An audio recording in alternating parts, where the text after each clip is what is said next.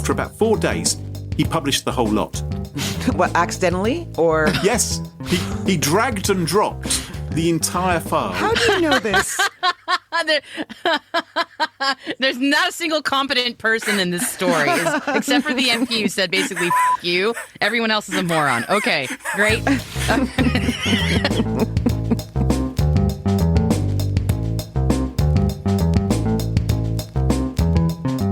Smashing Security, episode 319. The CEO who also ran IT, Strava, Strife, and TikTok Tall Tales, with Carole, Theriault, and Graham Cluley. Hello, and welcome to Smashing Security, episode 319. My name's Graham Cluley. And I'm Carole Theriault. And this week on the show, Carole, we are joined by someone from far, far away, a galaxy far, far away. It is the host of the T-Space Daily podcast. And Sticky Pickles, Maria Varmazis. Yes, Sticky Pickles goes first, yes. And then T-minus. He's Hi, everybody. So, Maria, our listeners obviously know you well, but tell them about T-, because they may not have heard about it yet. Yeah, I have a new job. I am the host of T-Space Daily, which is the only daily space intelligence podcast. In the world.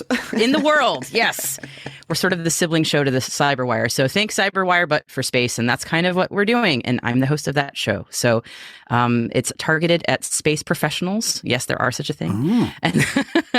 And people who are interested in what's going on in space. So if you're interested, give T-Space Daily a listen. Someone has been doing some ad spots. Oh my gosh, yes. We just launched like 2 weeks ago, so yes. I can tell you did that so smoothly. In my sleep, Carole. In my sleep.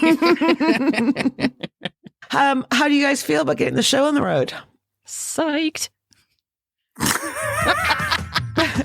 But before we kick off, let's thank this week's sponsors, Bitwarden, Collide, and HCAPTCHA. It's their support that help us give you this show for free. Now, coming up on today's show, Graham, what do you got?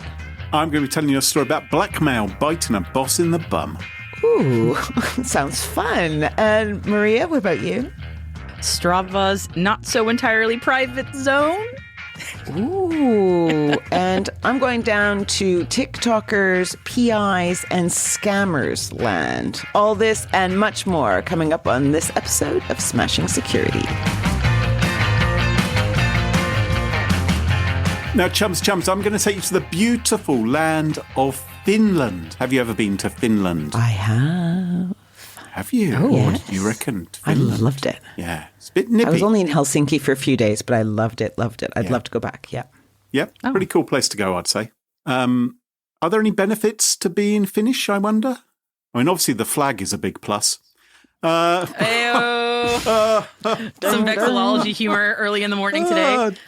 My goodness. Anyway, I wanted to tell you about... let me tell you a story. I want to tell you a story. Okay. So there is this woman. Her name is Nina Tapio, and she is a successful psychotherapist. Mm-hmm. And she's a psychotherapist who has an idea. And in 2008, she sets up a chain of psychotherapy clinics up and down Finland, offering psychotherapy to anyone who wants them. And she wants the company to be high-tech. She's thinking .com. She's thinking, oh, yeah, that'd be so cool. I'm going to use computers as much as possible. We're going to be cutting edge. So who does she get to handle all the techie stuff? Who's the guy who she brings in to sort out all the techie stuff at all of these different therapy clinics up and down the country?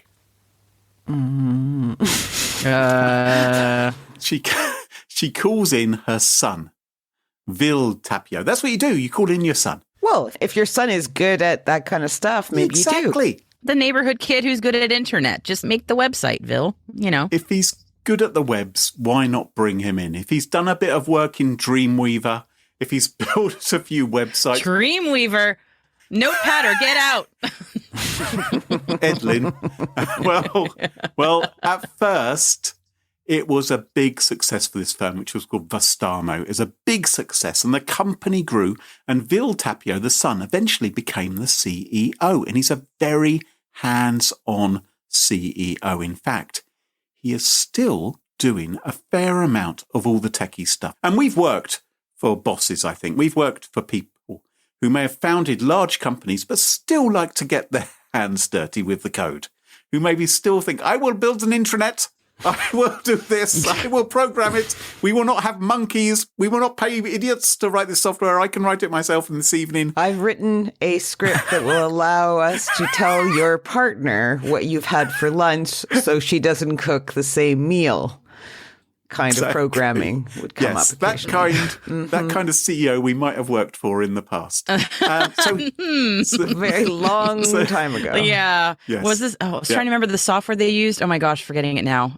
There was a lot of Lotus Notes. Yes, it was Lotus Notes. Thank you. I was remembering all of the homebrew Lotus Notes stuff. My goodness. Yeah. It was impressive. Anyway, his job was to ensure all the internal systems are operating properly. But as the company grows more successful, what happens when a company grows more successful and it doesn't build its IT team? Its technical debt increases. Yes. So you get more and more garbage and things going wrong all the time. And yes, of course, they've got more and more psychotherapists and more patients coming through the doors. But there was a constant need to maintain the database, which this guy had built himself using SQL, and it meant the tech team running the operation had to be able to log in anytime, day or night, and fix things. And so they had to make it accessible for remote login. In other words, it's a bit like having a treehouse and then building a number of extensions off it without adding any extra support underneath to hold it all up, right? I want a pool. I'd love a pool up here. That's a great idea. A pool off of a treehouse, just sort of hanging. Funnily enough, the CEO, who I believe we're obliquely referencing earlier on, that we worked for, I seem to remember he did have a rather extravagant treehouse in the garden of his home. But I feel like this is just a trauma revisit in this episode. Okay. Someone's ears are burning. In November 2018, the inevitable happened. Someone breached the database. And so they were able to access information. I know it's a shock. Yeah. About this psychotherapy database. And obviously that would be disastrous. The good news, the saving grace at this point is, of course, that all these database notes are encrypted. They're securely encrypted, not using an encryption algorithm. They're encrypted using the really novel but completely brilliant encryption system known as Finnish, which hardly anybody in the world can understand. That's true. Is it Suomi, right? Yeah, that's right. That's right. Yeah. They don't understand, let alone you can barely recognize it's a language. Because it looks so freaking weird. You know, all two of your Finnish listeners are going to be really mad at you. It's true. No, I love listening to it. Yeah. We love the Finns, but boy, oh boy, crazy language. So November 2018, the database gets breached. Nothing happens. There's no public announcement. They must have been holding their breath. Has anything happened? No, okay, we're fine. March 2019, around about 6 months later, they got hacked again. And unfortunately, this time, it became obvious that they had been hacked because the hackers, when stealing the database, during the intrusion, they also crashed the database. So it's like, oh, we've got a problem here. It's a little obvious. And who, of course, spots that there's an IT problem? But the CEO, because he's the one who's actually doing the IT for the business. He's running it all himself because he's the only one with the smarts to do it. Right. He can't trust anybody else to do it. We don't need a marketing manager. Yeah. No. I'll do the marketing. I'm the only one. I'll do the IT as well. So the CEO knows that they've suffered a hack. But he's got another problem, which is that the company was in the process of being purchased by an investment firm. Okay. For millions and millions. And they were doing their due diligence that everything was good at the company. And the last thing he probably wanted was for the people buying the firm to find out that they'd suffered a hack. And so what he did was he held his breath. That wouldn't last very long. Well, and then he died, and it was very sad. He passed 4 minutes later. When they found his body, yes. So he held his breath and he thought, let's hope the hackers don't do anything, because after all, our data has been properly encrypted with the Finnish language. Finnish encryption algorithm, yes. There wasn't any other encryption on it whatsoever. In fact, this database, it turned out later, you could access it just by entering the admin's username. There was no password to actually access this database containing psychotherapy notes of tens of thousands of people. This is like a greatest hits of all the stuff you should never do, right? I mean, it's checking every terrible box, right? But, oh my God. But if Schrodinger's cat is inside a box with a radioactive isotope or whatever, does the cat really exist, Maria? Does this breach really exist? I'm going to open that box.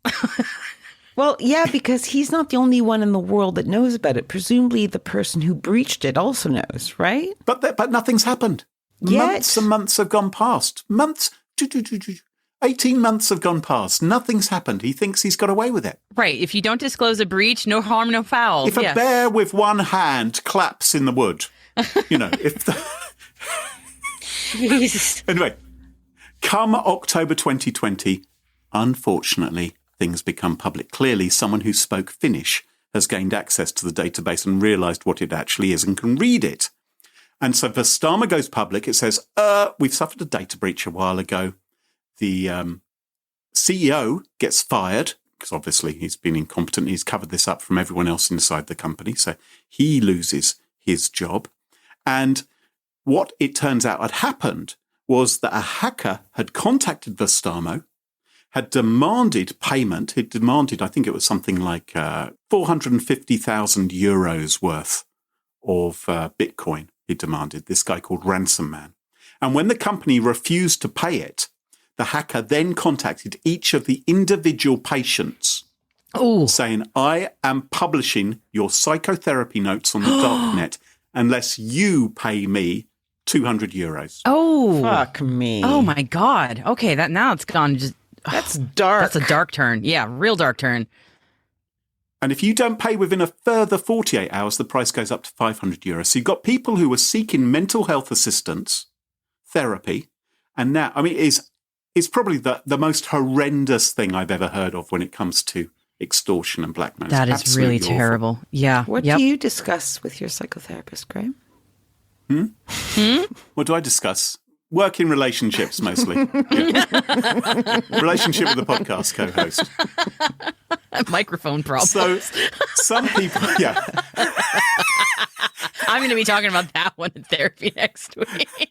So some people weren't ashamed to say, look, I'm going to put my hands up right now. I'm not going to pay any money. There was a former MP, Kirsi Piha. What she did was she posted up a screenshot of the blackmail email she received from the hacker, and she said to him, smell the shit, she said, albeit in Finnish. Oh, that's so badass. I'm not ashamed of seeking help and therapy, and neither should anyone else. That's really badass. There was some good news as well, because in the ransom demand messages, the hacker asked people to pay via a particular Finnish Bitcoin or cryptocurrency transfer site. And that transfer site shut it down. And so you couldn't make payments through it. You could make payments in other ways. If you knew how to use Bitcoin and things, you could do it. But essentially, the hacker didn't actually make very much money. But this was the biggest criminal case in Finnish history. Whoa. Around about 30,000 mental health patients suffered as a result of this. And when the breach became public, it was so big, the Finnish police crime reporting portal on the web went down. It crashed because so many people were going there to report this. So you might think this was the work of a criminal genius, but no. Because it turned out, although he was planning to slowly leak people's data 100 patients at a time, after about 4 days, he published the whole lot. What, accidentally? Or Yes. He dragged and dropped the entire file. How do you know this? There's not a single competent person in this story, except for the MP who said basically, fuck you. Everyone else is a moron. Okay, great. But the reason why I know it's an accident, Carole, is he also took his entire desktop and his home folder and published those. It's just too... As I said, not a single intelligent person to be found in this story. Okay. And that included his SSH keys, it included links to other things, and there were... Oh, Now, love it. Now he quickly realised his mistake and he actually posted "oops" and he deleted some of that information. Wait, did he actually post oops? Yes, but not before. Not before security researchers grabbed the archive and began to look at it. Uh-huh. Now, there's a lot more to this story. Let me just give you the headlines of what has happened since. The Starmo, the psychotherapy clinic, they went bankrupt, right? Quite right too. Who's going to trust them in future? Even though they contacted their patients and said, look, we're really sorry about this. We'd like to offer you a free psychotherapy session. And we can tell you that we won't record any notes as to what happens in this therapy session. Oh, my God. Oh, well, that's all right then. It's okay. Yes, of course I trust you. She wasn't in with it, right? So she was assuming trusting well, her it's not son. just her. There were lots of these therapists who were working. Right. There were something like 400 people who were working for this company. And it was just the IT guy who also happened to be the CEO who clearly goofed. The IT guy who happened to be the CEO. It's just, you just know that that's going to go sideways. I mean, it happens so much, though. It happens so much. Vestamo declared itself bankrupt. The CEO, Vil Tapio, the IT guy as well, he's been forced to return money to the buyers of the company.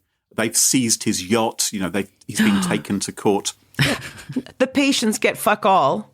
Yeah. But what of the criminal? What of the hacker? Because, of course, we've got some clues about him. For the last few years, the Finnish police have been digging through this archive, trying to put together a solid case as to who he might be. And late last year, I think it was November last year, they put out a warrant. He's on the Europol top wanted list. His name is Julius Kivimäki, and he's no stranger to cybercrime because he has actually been involved in a number of attacks in the past. He is a member of a group called Lizard Squad, and they launched a DDoS attack on the Sony PlayStation network one Christmas Day. They stopped Sony PlayStation network working. Such an annoying hack. It's like everyone gets their Christmas presents and no, you can't play. He even appeared in a Sky News report. There was a Sky News report. Friend of the show, Joe Tidy, interviewed him on Sky News. Do you not feel guilty that you've taken so much enjoyment of gaming away from more than 100 million people over this Christmas period? I'd be rather worried if those people didn't have anything better to do than play games on their consoles on Christmas Eve and Christmas Day. I mean, I can't really say I feel bad. I might have forced a couple of kids to spend their time with their families instead of playing games. Ooh. He hasn't disguised his face. He just talks about, he called himself Ryan at the time. I was the guy who was behind this attack on Sony PlayStation. So he had no empathy. He was found guilty back in 2015 for orchestrating more than 50,000 cybercrimes. This Justin Kivimäki, back in 2015. But because at the time he was only 17, he got a suspended sentence.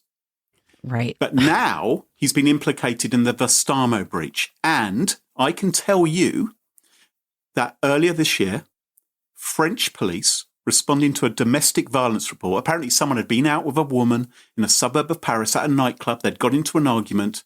Someone called the police. Police went to knock on this guy's door, French police. French police? And they are French police. We're in Paris now. French police. I was like, It's like an episode of one of my pick of the week this week. So we're in France now. Okay. All right. They woke up this guy and they said, give us your ID. And he gave them a passport which said he was Romanian. And they looked at him and he was a blonde, 6'3" green-eyed man. When you see a picture of Julius Kivimäki, you know he is not Romanian. They were like, come on, mate.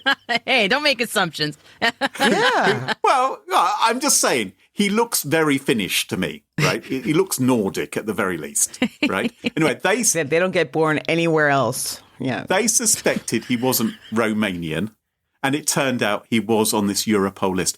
He has been extradited from France to Finland. And meanwhile, just last week, and this is why I'm talking about it now, last week, Vil Tapio, remember him, the CEO, the IT expert? Yes. He was in court, and they said the severity of the crime, the length of time it went on, the highly sensitive detail wasn't adequately protected. You've been a complete and utter muppet. They said you must receive a prison sentence for what you've done. 2 months. But then they said, but because you've never done anything bad in the past, we're going to give you a suspended sentence instead. And so he's now effectively got away with it, as long as he doesn't get up to any more mischief. He was a very naughty boy. He won't do it again. He's very sorry. Yes. I don't know if he did. He didn't do it out of malice, though, right? He did it out of incompetence. I don't know. I mean, he knew there'd been breached, Carole. There's GDPR implications here, aren't there? Oh, yeah. I was thinking it's before GDPR, isn't it? It was 2018 or something. Or, in 2020. No, when did GDPR come in? I don't remember. I don't remember. Before times? It was that pre-Rona? I think GDPR was in by 2018. Listeners, don't at us. We don't care. It doesn't matter. Don't tell us. Don't write in. Maria, what have you got for us this week? I'm bringing up a topic that we actually talked about in 2018 on episode 63. Wow. The pre-GDPR days, you mean? Yes. Yes. When we were a lot younger and a lot more, excited about things going on in the security world. No, I'm just kidding. So we were talking in that episode. Actually, I was on that episode, which is funny. I didn't realize that I was, but I was. Huh. We were talking about this app called Strava. And Carole, I think actually this was your story. And it was about, all right, so Strava, for people who don't know, it's a fitness app. And you use it to track your activity, compare yourself to past performance. And it's mainly for people who do cycling and running, but other sports too. But those are usually the two things. And it's a big part of the app is that it's location based. So that's a huge part of the appeal because that's how you can compete against other people who maybe ride on the same paths that you do or the same roads. And then you can sort of own segments and saying, I'm the fastest person on that segment, or I'm a local legend for owning this part of my neighborhood. Yeah, it's totally bragging rights, but that is a humongous part of the Strava appeal, to be honest with you. I'm a big Strava user, so this story is important to me too. So in 2018, Carole, in your story, you talked about how a soldier on a U.S. military base. Do you remember this? He went for a run around the base, which was in one of those undisclosed locations, and with Strava enabled. And he kind of gave away military location secrets through Strava. Yeah, they would basically map it out. Yeah, it wasn't super great. And that was user error, though, right? Because it was like, okay, well, he shouldn't have had that app enabled. I mean, why is somebody in the military using a location-based app when they're on a secret base? Like, that's kind of a pepcac, right? Okay, so folks who give a damn about privacy, which is us, presumably, said maybe showing every step I take through the Strava app is not a great idea. Maybe it's not totally necessary. So maybe some of the information about my run or my ride can stay between me and the app, and some of it, like where I'm starting or ending at least, can stay private. Because I don't know about you, Carole, maybe you've heard about this, and Graham, you might have as well. Sometimes people stake out Strava users. Like they'll look at what's going on locally and they'll say, hey, that person's got a really nice bike. Maybe I can find out where they live and steal that bike from their garage when they're sleeping. What? Oh, wow. Yeah, I don't use any of these apps. So I'm a total noob. I'm on Strava, but I wouldn't post up any photographs of my bike or anything like that. Not that anyone would want it. But say you go in the same route, right? And then someone kind of goes and spot at the same time every week or whatever, right? And they can spy your $3,000 bike. Oh, $10,000 in these cases. Or whatever, 10,000, whatever. Yeah. I mean, if you have a $10,000 bike, you were probably plastering photos of it everywhere in your profile picture and your ride reports everywhere. You're like, look at my bike. Isn't it great? And this is exactly where I live. So if I had that much money, I'd pay someone else to do the riding for me. And then post it up on Strava. Fair enough. Not how most people use Strava, though. So anyway, back in 2021, Strava decided to sort of catch up to what other fitness apps were doing. And they said, we'll allow you to adjust your location privacy a bit. So you can turn the location tracking off completely. But if you do that, you can't be a contender in any of the segment competitions, which again, is sort of the appeal of Strava. So that essentially neuters Strava for you, but you can do it if you want to use it that way. And the other rollout that they made in 2021 is what they're calling a privacy zone, an endpoint privacy zone. And that allows you to hide your location from where you start and end your route up to within a mile or a kilometer. So it kind of just draws a giant circle around where you start and end your ride. and it blanks it out. Okay, that's kind of cool, no? Right. And you can't compete in any segments in that privacy zone. But yeah, it basically says you can't see anything that happened within the circle. So you have to guess at where this person maybe started their ride. Privacy problem solved, maybe, right? Fast forward to today. Two PhD researchers at KU Leuven in Belgium have pointed out to Strava that actually it's really, really, really easy to figure out someone's home location from the app, even if the user has endpoint privacy zones set up. And they said in their research that about 85% of the protected end zone locations can be easily sussed out by an attacker. Okay, that is sign that was great. poor programming that led to this, or is it just they were trying to just obfuscate that they actually hadn't done anything to? Yeah. So it's some of it's just kind of math. So the researchers released their findings in a study actually in like December or November last year, and it's called "A Run a Day Won't Keep the Hacker Away: Interference Attacks on Endpoint Privacy Zones and Fitness Tracking Social Networks." And they wrote, despite the usage of spatial cloaking, we show that these protected locations can still be discovered reliably. Our attack leverages the reported distance traveled within the endpoint privacy zone, as well as the layout of the street grid to de-anonymize protected locations with a success rate of up to 85%. Okay, so. Oh, so Strava still records accurately your precise distance, for instance, that you travelled, but it won't actually sort of plot it within that circle. Is that right? That's exactly it. So that's the keys to the kingdom in this hack. Okay. So the high precision API metadata is being reported back to Strava, and anybody can view it. Like, you just need to sort of view source in your browser. There's not like some crazy sophisticated hacking tool you need to do. It's being sent back to Strava. And in that metadata is the full distance of your entire run or ride. And that includes the bit that's supposed to be hidden by the endpoint privacy zone. So, I mean, you combine that with the fact that I know in my case, I just crank up the privacy zone to its maximum. So it's like 1 mile in my case. So, and it's a circular zone being drawn. So it's kind of, if you're living in somewhere that's not super population dense, like outside of a city or a typical American suburb especially, it's kind of a basic geometry problem. It's like, okay, here's your circle. You know the distance within it. That the right, where's the like? Where does it meet? It's really not super hard. So unless you're maybe departing from an extremely dense city, in most cases it kind of gives it away. So the researchers reached out to Strava late last year and they published their findings. And Strava has said since then, thank you for your research, but we have no evidence of anyone doing anything naughty with this information, so we're all good. I love it. Don't you always love it when companies say, well, we haven't seen anyone actually exploiting this, so I think everything's absolutely fine. So we'll wait until someone gets murdered or kidnapped, and then maybe we'll act upon this. Or their bike gets stolen, and that's already happening anyway.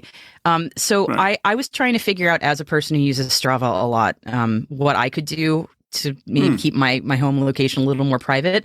And one little hack that I've seen people talking about on forums was, don't start up Strava until you're a certain distance away from your house, and then start it, and then scramble that location from time to time. So start your Strava app in different locations from maybe where you're actually starting. Sort of fake that data. Yeah. And so then, sad though, right? Yeah. Or don't use Strava. Like, I don't know, just go for a ride. Don't use Strava, but everybody loves Strava. Well, but Maria, don't you have a choice as an athlete as you are? I'm not. Do you not have a choice when logging your data with Strava as to who you share it with? It's not public by default, is it? Can it you is not not just say public by default. only my friends or something? Yeah, but if you're think careful as to who your friends are. That's true. I can't remember about how visible the maps are, and I should remember this off the top of my head, but I believe you can do a sort of a friend-only thing. But for a lot of people, having all of that information public is sort of a way of saying, who did I pass by on my route? Like, hey, I saw this person with this really awesome bike, and they were killing it on the route, and I just want to know, how did I stack up against that person? It's a lot of competitiveness. You make it sound like a dating thing. You make it sound like these people are just cycling in hope of bumping into each other and thinking, look at this guy. They're all looking at each other's butts on the bikes. Wearing tight lycra, you know how it is, But I think all the some mammals. of it is... The good old mammals, yes. the public social aspect of it is a big part of the appeal for a lot of people. So it is the bragging rights of being able to say, I was the fastest person in this segment. People are always competing against each other, but also knowing who else is riding on the same route as you or running on the same route.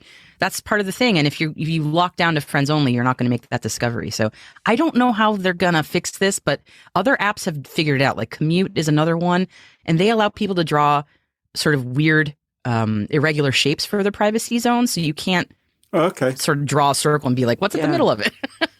So they make it, other people have sort of figured out ways to do this. And so it's not an impossible problem. Just, I don't know if Strava's got the motivation to do it, but hopefully they will. They don't.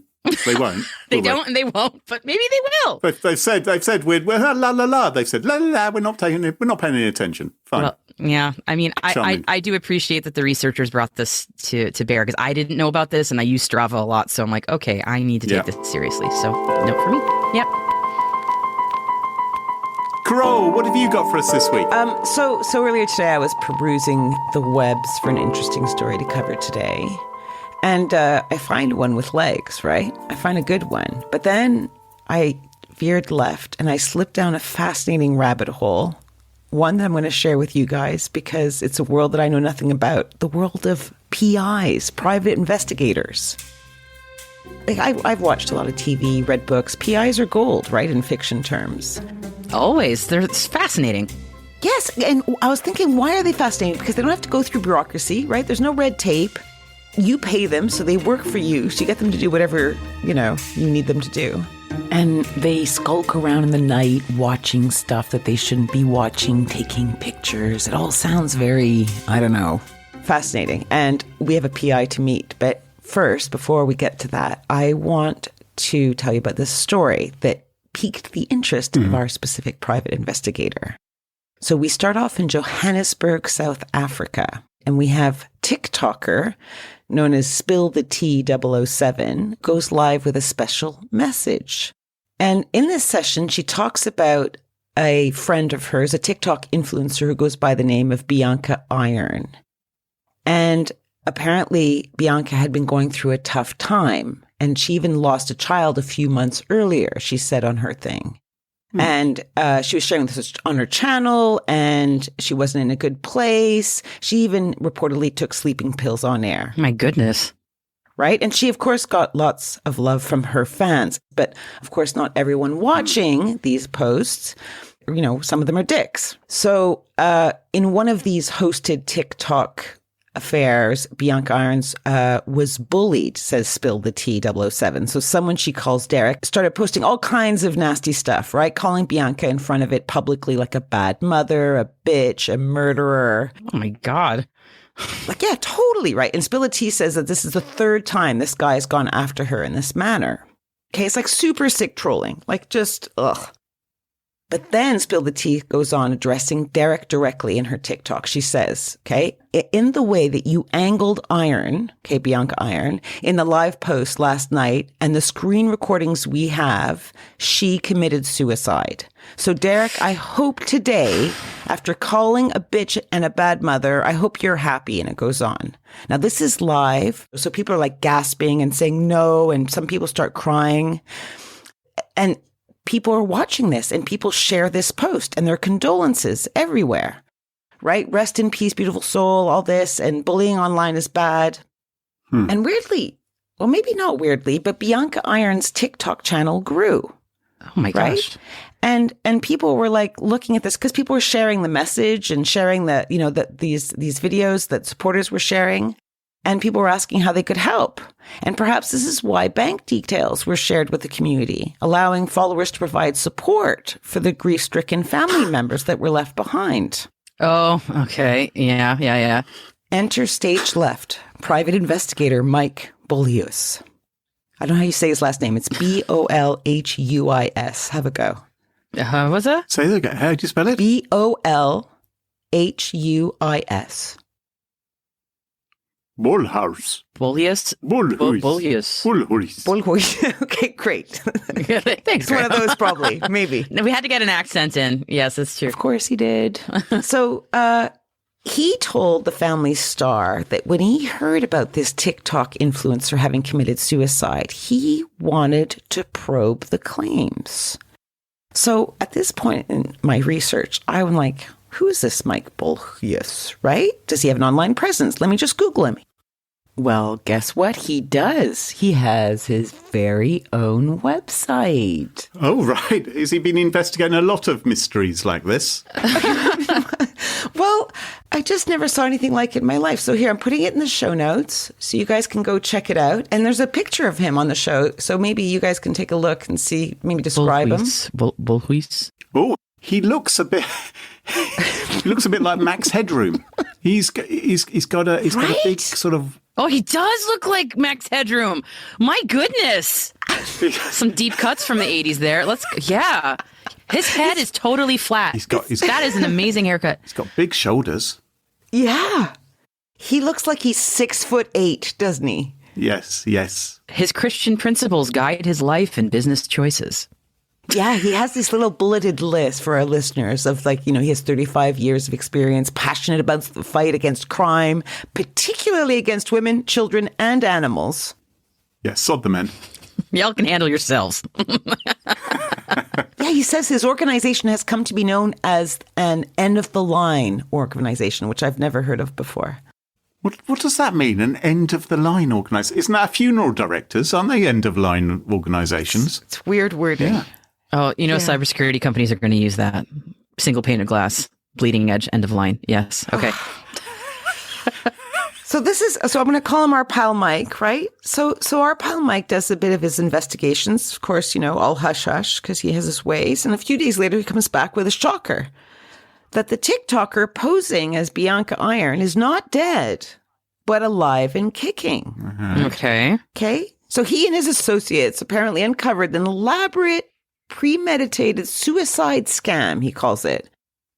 And they did this to get attention and get the tweeps, this is a quote, tweeps to hand over their money. Do you know this word, tweeps? Oh, yeah. That people who tweet, or is it people who TikTok, or no, there'd be teeps, I suppose. But Teeps. Tweeps. I didn't know the word. It's just followers, I guess. Yeah. Anyway, there you go, tweeps. People on Twitter, yeah. Yeah. Okay, so our pal Mike, he says this. She took sleeping tablets and even went so far as to make people believe that she had committed suicide. People had even called to pass their condolences, and the scammer had gone so far as to set up fake family members to answer calls. They did this for attention, popularity, and for money. The only way out of this that I can see, because this whole thing is disgusting, right? Suicide, if it's all fake and it's just there for a bit of extra fan love and a bit of cash, it's pretty freaking horrific. I mean, I've just been on holiday with a 15-year-old who was glued to TikTok, and they would freak out if something happened. Yeah. It's not good. I mean, a real suicide wouldn't be good either, Carole, but a fake one is pretty sick, isn't it? Fair. A lot of people do this kind of stuff, too, for the drama. But I just wonder if the way they talk their way into this is saying that Bianca Irons was an alias, like an online persona, and the people behind the alias want to teach this Derek guy or whatever who was, show shitting a lesson. So they decide to kill the persona and call it suicide to get his attention. Or is it just all bullshit, the whole thing? Tell us. Yeah, I mean, yes. It could be any of those. Do you remember, we used to get a lot of celebrities committing suicide, fake suicides in early Facebook years. Do you remember? I remember Arnold Schwarzenegger. Oh, yes. Was the big one that happened. Yeah, I do remember that. Yep. Yeah, or Michael Jackson, we were told he had killed himself or something, hadn't we? Well, yeah, that sort of thing used to happen, yeah. And people would rush to go and see it. But it wasn't for money, right? But it was just to see how far it could go, because there was no landing area where people could kind of share that information. Sometimes it was used to spread malware, I think. Mm-hmm. Oh, yeah. I remember, click this video to see, or, something really ghastly. Yeah. Yeah, I remember that. Yep. Like Rick rolling. But also there were fake news web pages as well, weren't there? There used to be sort of where you could put in anybody's name and it'll claim that they died in a skiing accident or something. I don't remember that. But this example goes to show that There are a few people out there that go to incredible lengths to publicly insult and bully people online, right? While others think it's okay to tell jaw-dropping lies like faking a suicide just to grow a channel or to get back at someone. Or maybe they're just really, really messed up because they've gone through a heck of a lot of crap. Whatever, none of it is healthy. Yeah. Surely the best advice is stay off the socials. Maybe check out fan fiction instead. An adult friend of mine is obsessed with all things Harry Potter. I've never read it, watched it, but there you go. But she's discovered a treasure trove of Harry Potter fanfic online, and it has a saucy penchant. Like, what? Is that what J.K. Rowling's doing these days? She's branching out. I hear she's quite busy. This episode is sponsored by HCAPTCHA. Are cyber threats negatively impacting your business? Unleash powerful fraud protection for your online properties with HCAPTCHA Enterprise, the leading security ML platform. HCAPTCHA adapts to detect and block even the most sophisticated attacks, keeping you ahead of evolving threats. Whether your bad actors are human or automated, HCAPTCHA Private Learning is the solution. Easily combine your pre-blinded data with HCAPTCHA's thousands of signals to rapidly find fraud and abuse in real time. HCAPTCHA's privacy-focused design works in every country, giving you worry-free compliance. Visit smashingSecurity.com/HCAPTCHA. That's HCAPTCHA to get started with a free trial today. And thanks to HCAPTCHA for sponsoring the show. Our friends at Bitwarden have been busy this month, adding some fab new features to their open source password management solution. Now, did you know that you can log into Bitwarden using a secondary device instead of your master password? Well, now you do. Logging in with a device is a passwordless approach to authentication. It removes the need to enter your master password by sending authentication requests to other devices you're currently logged into for approval. With Login for Device, it can be initiated on the Web Vault, browser extension, desktop app, mobile app, and you can approve access on your mobile and desktop app version of Bitwarden. Very, very cool. And the Bitwarden team has hardened the security of its vaults, protecting new vaults with 600,000 iterations by default. And of course, existing accounts can also update themselves to the same level. These and many other great security features are incorporated all the time into Bitwarden, keeping your password secure from hackers. Learn more, try Bitwarden for yourself at bitwarden.com/smashing. That's bitwarden.com/smashing. Our sponsor Collide has some big news. If you're an Okta user, then you can get your entire fleet to 100% compliance. How? If a device isn't compliant, the user can't log into your cloud apps until they fix the problem. It's that simple. Collide patches one of the major holes in zero trust architecture: device compliance. Without Collide, IT struggles to solve basic problems like keeping everyone's OS and browser up to date. Insecure devices are logging into your company's apps, but there's nothing there to stop them. Collide is the only device trust solution that enforces compliance as part of authentication, and it's built to work seamlessly with Okta. The moment Collide's agents detect a problem, it alerts the user and gives them instructions to fix it. If they don't fix the problem within a set time, they're blocked. Collide's method means fewer support tickets, less frustration, and most importantly, 100% fleet compliance. Want to learn more? Of course you do. Visit collide.com/smashing. That's collide.com/smashing. And thanks to Collide for sponsoring the show. And welcome back. And you join us at our favourite part of the show, the part of the show that we like to call Pick of the Week. Pick of the week. Pick of the week. Pick of the Week is the part of the show where everyone chooses something that they like. Could be a funny story, a book that they've read, a TV show, a movie, a record, a podcast, a website, or an app, whatever they wish. It doesn't have to be security related necessarily. Better not be.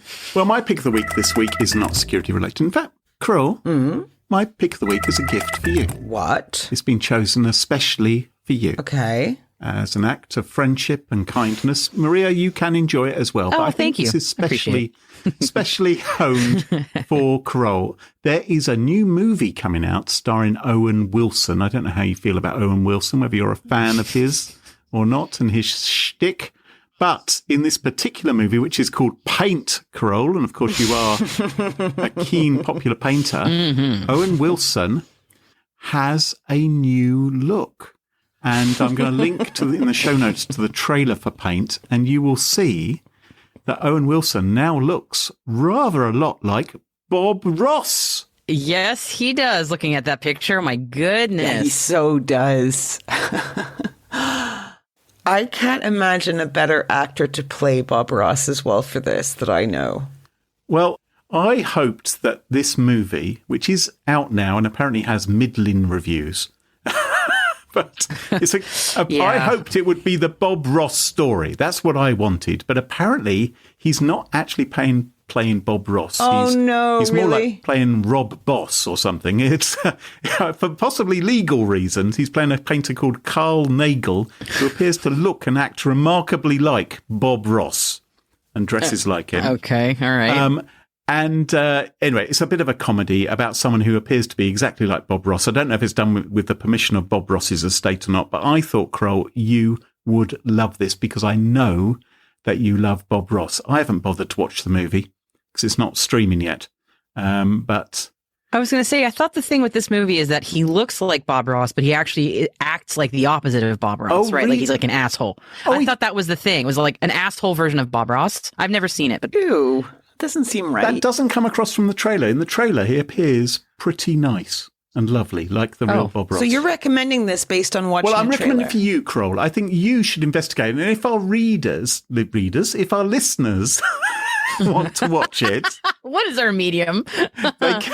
if anyone out there has printed out this podcast, then they are welcome to watch it as well. Now, there is, though, a proper Netflix documentary about Bob Ross, which may be more up your street. Okay. Links in the show notes. That's called Bob Ross, Happy Accidents, Betrayal and Greed, in which I learned Bob Ross was a bit of a flirt and had a bit of an eye for the ladies. And you know that whole kind of whispering thing? You know, it's like I just put a little bit of blue here. That was a shtick, right? Yes.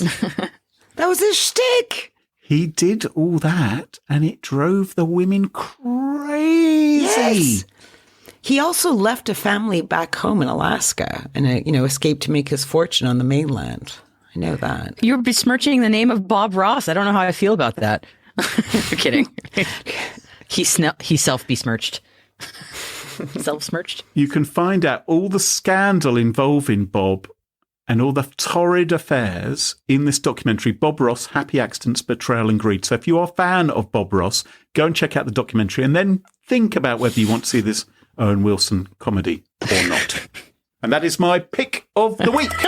Okay. Thanks for the present. That's all right. My pleasure. Happy to bring it to your attention.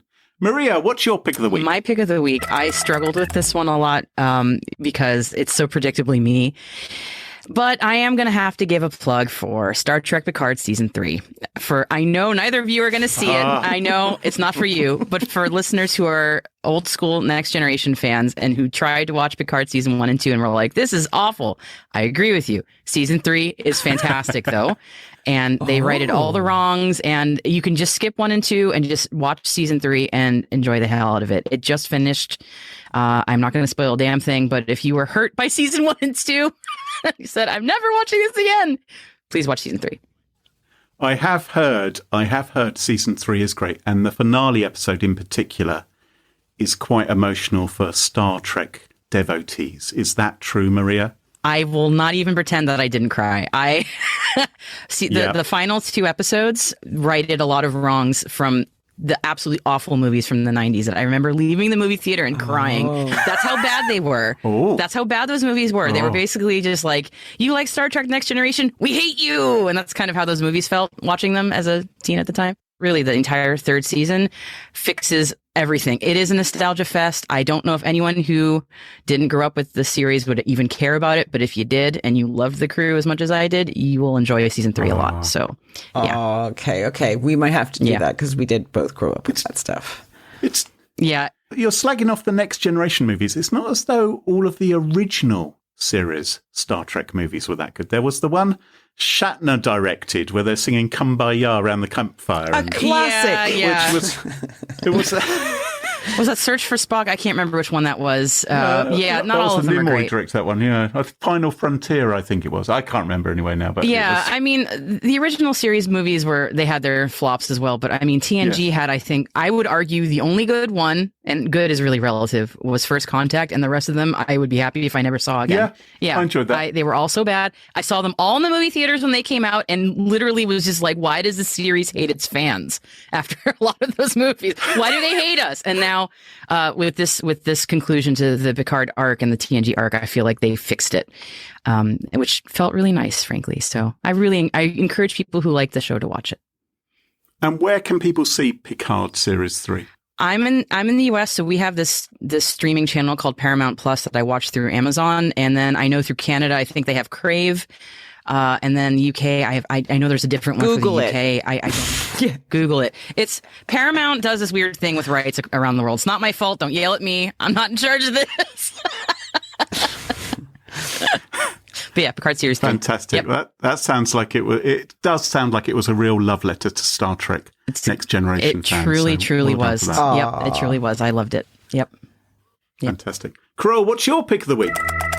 Well, first, I have to give an apology. Oh. Because last week, in my pick of the week, I featured a series. Yep. And I said the series was called Colin the Accountant. It is not. It is called Colin from Accounts. And I'm sorry I screwed up. So I just got a few messages about it. So please accept my sincere apologies. Today, my pick of the week is The Diplomat, which exploded across my little slice of Netflix last week. Stars Carrie Russell. Have you guys seen it? I haven't, no. I've seen it promoted on my Netflix. I haven't watched it yet. Yeah. Okay, so it stars, Carrie Russell, who I love, right? She was in The Americans, and I really like that. She plays a London-based diplomat. And it's like a geopolitical drama, a bit House of Cardsy, a bit Borgen. Basically you have a lot of intrigue, backstabbing, and cat and mousing, all on an international scale, right? So that's when you mentioned France earlier, Graham, in your story. I was like, This is the kind of thing. It's like suddenly we're in France, and suddenly we're back in London, and now we're in America. Mm-hmm. So Carrie Russell plays like an experienced diplomat who normally works in places like Kabul, like trouble zones. And she suddenly finds herself, due to some unforeseen circumstance, to fill the vacant ambassadorship in the UK. Mm-hmm. And it's kind of like you have the American in London angle, like you meant trousers, ambassador, not pants. Always love those, That are hilarious. Yeah. Not tired of that at all. Not at all. Anyway, I binged the whole thing. Saturday, I finished it Sunday. I watched it in 2 days, 8 episodes. It's written, it's cut tight, it's cute. It's a bit rom-com-y, not rom-com-y. It's got everything, really. I liked it. Huh. It's worth a gander. I think you guys will both enjoy it. Very cool. And that's why it's my pick of the week. I'll have to check it out. It's in my queue, so I'll make sure to check it out. Fantastic. And if I hate it, I will tell you. Yes, it'll be my fault. Nice. And we're sure about the name, aren't we? We're sure about The Diplomat. The Diplomat. Fantastic. Well, that just about wraps up the show for this week. Maria, I'm sure lots of our listeners would love to know what you're up to and when they can listen to you. What's the best way for folks to do that? Oh, my goodness. So my show, T- Space Daily, you can look for it on any podcast platform that you choose. So T- Space Daily, or you can go to space.n2k.com. Or just follow me on Twitter at mvarmazis or on Mastodon at varmazis at mstdn.social. And I'm talking about it there too. So yeah. And my phone number is Yeah, here's my phone number and my home address. Please listen to my show. Here's my Strava account. Actually, you can find me on Strava if you'd like. Oh, God. And you can follow us on Twitter at SmashInSecurity. No G, Twitter must have G. Smash Insecurity is also on Mastodon. And don't forget to ensure you never miss another episode. Follow Smash Insecurity in your favourite podcast apps such as Apple Podcasts, Spotify, and Overcast.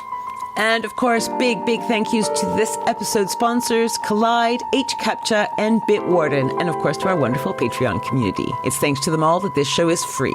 For episode show notes, sponsorship information, guest lists, and the entire back catalog of more than 318 episodes, check out SmashingSecurity.com. Until next time, cheerio, bye-bye. Bye. Bye.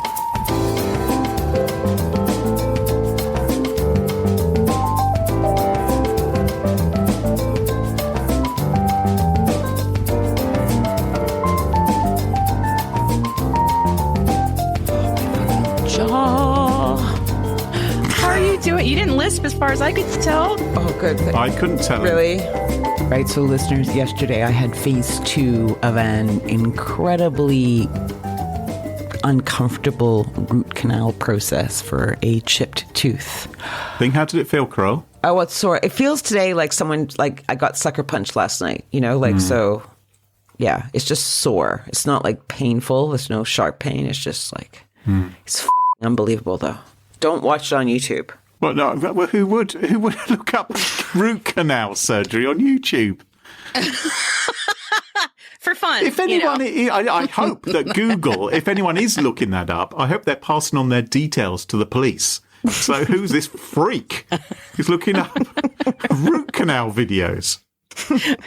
Carole, before her surgery, she was like, what am I in for? Well, I kind of thought it'd be responsible to do beforehand, but having now experienced it, I understand that would have been an absolutely ridiculous idea.